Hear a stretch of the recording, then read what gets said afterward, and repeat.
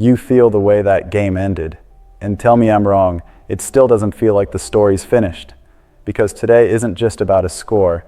There's one detail that rips open an old wound Seattle went after with zero mercy. There's a locker room quote that forces you to rethink the heartbeat of this offense, and it landed at the worst possible moment. There's also a bold claim that's going to split the faithful straight down the middle in the comments.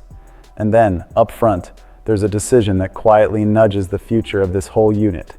Sit with that for a second. If the season just ended, why does it feel like the real fight is only starting now?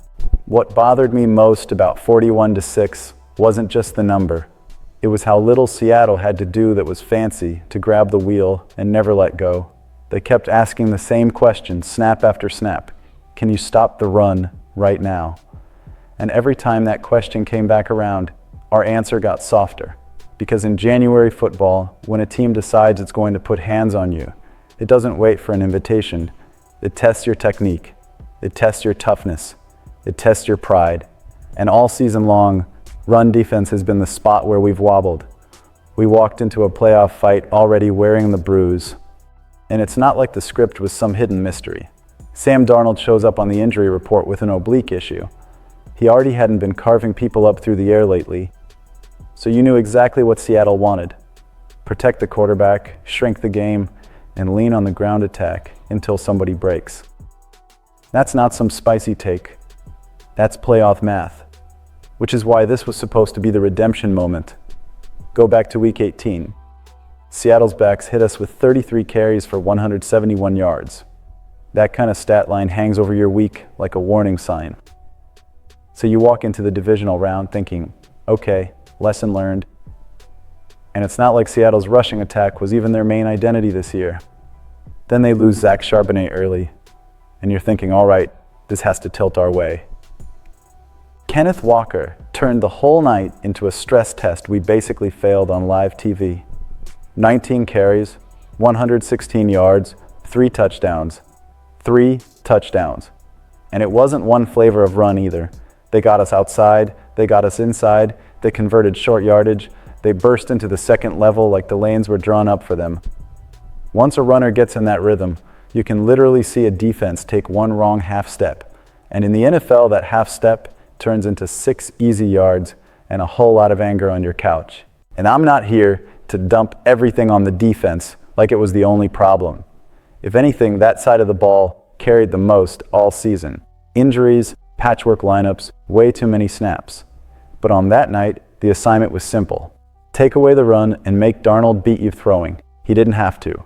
He finishes with 124 passing yards, takes 2 sacks, and plays the kind of game you play when the plan is basically, just don't mess it up. That should bother you, because it means we never made them uncomfortable. So, let's talk about what's going to set the comments on fire. Does any of this land on Robert Saleh? Last week, it looked like he was game planning in real time, like he was seeing the board 2 moves ahead. This week, the obvious plan didn't get executed. Was it the scheme? Was it the adjustments? Or was it a roster that was just too worn down and finally ran out of answers? Because if our identity is supposed to be physical, how did we let them dictate the contact when it mattered most? And while we're still trying to choke that down, the whole tone shifts the second you hear what Kyle Shanahan said after the game, specifically about Christian McCaffrey. Be honest, you don't hear Shanahan talk like that unless he means it. Asked about McCaffrey's 2025 season, Shanahan didn't dance around it. He called it one of the most impressive individual seasons he's ever seen because of the kind of warrior McCaffrey is, week after week. He said he's never been around anything like it. And coming from a coach who's been around all pros, MVP level talent, and elite offensive players, that's not empty praise. That's a statement. And the timing is the whole point. That wasn't said after a big win with everyone smiling. That came right after a blowout loss, after elimination, when the season was done, and everybody was searching for what went wrong. That's when you find out what a team actually values. And what Shanahan was really saying is this: when everything got unstable, rotating offensive line pieces, a defense held together week to week, McCaffrey was the constant. Even in Seattle, he's dealing with a stinger. The box score looks modest. 11 carries for 35 yards, 5 catches for 39. If you're a box score only person, you shrug and move on. But he stayed on the field until the game was completely out of reach. That's the mindset Shanahan's talking about. McCaffrey doesn't go looking for an exit. He doesn't treat availability like a business decision. If he can play, he plays. And over the regular season, he started all 17 games. That matters, especially in a year where it felt like everyone else dealt with instability around them. He finishes with 1,202 rushing yards and 10 rushing touchdowns, then adds 102 receptions for 924 yards and 7 more scores through the air. That's not just nice numbers.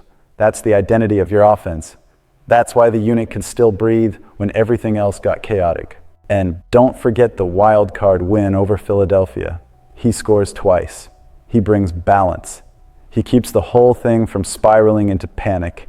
So no, Saturday doesn't erase that body of work. If anything, it puts a highlighter on it. Seasons like this show you who's foundational and who's just along for the ride. Now we get to the line that's already dividing the fan base. Diamador Lenore after the game. He said if this team was fully healthy, it would have been a landslide in our favor. Landslide. That's not a gentle word. That's a match tossed into gasoline because it hits the biggest question of the season. How much do injuries explain, and when does that start sounding like an excuse? And look, it's true. We've been banged up like crazy for a team that made it this far. Key defenders missed huge stretches. Chemistry gets wrecked when the lineup changes every week. And defensively, having Nick Bosa and Fred Warner changes the entire texture of a game. The pass rush changes, the fits change, the quarterback's comfort changes. If those guys are out there, does Seattle run like that? Probably not. But there's another side to it, and it's the uncomfortable side. Offensively, we were mostly intact. Brock Purdy played, Joanne Jennings played, Ricky Pearsall played, Christian McCaffrey played, Trent Williams played. The big absence was George Kittle. So when you watch the way that game got away from us early, it's hard to just accept it would have been a blowout the other way without pushing back. And to Lenoir's credit, he didn't hide behind it. He said they had enough guys in that locker room to get it done. That's the key. You can respect what injuries do without rewriting reality. Seattle was more physical, more disciplined, and more consistent that night. It stings to admit, but it's part of the truth. And maybe what Lenoir meant wasn't even about that exact scoreboard. Maybe it was about belief, about what this roster thinks it is when it's whole. But belief alone doesn't win in the NFL. January demands execution, health, and adaptation, all at the same time. And while everybody's arguing about blame, one voice after the season ended shifted the energy in a very real way. Trent Williams.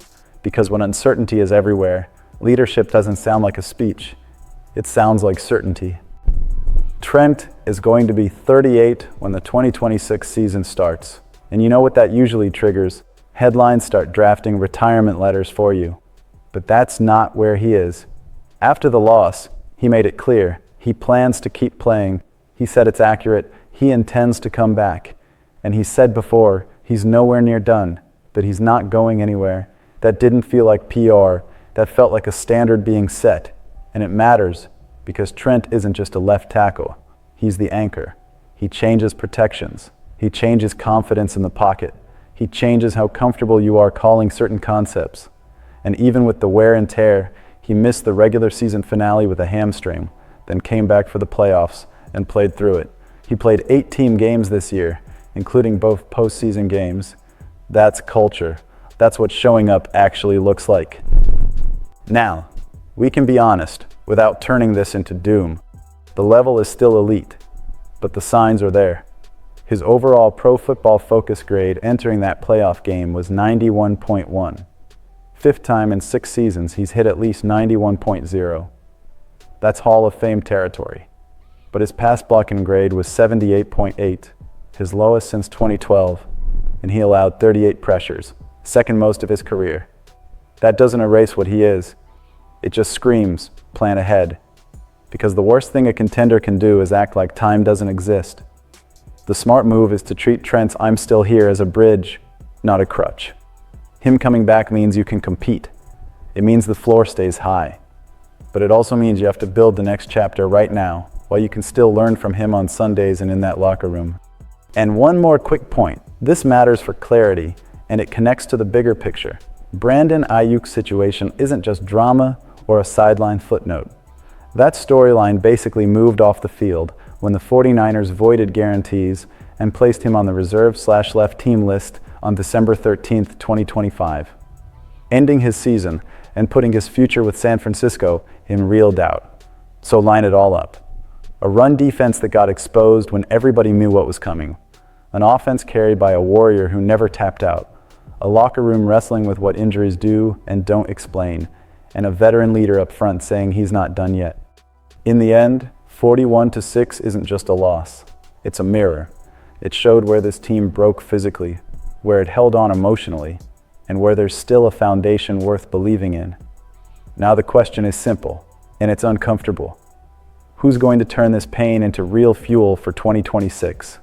Drop your take in the comments, hit the like button, subscribe, and let's talk this through, because the season ended, but the conversation for the 49ers faithful is just getting started.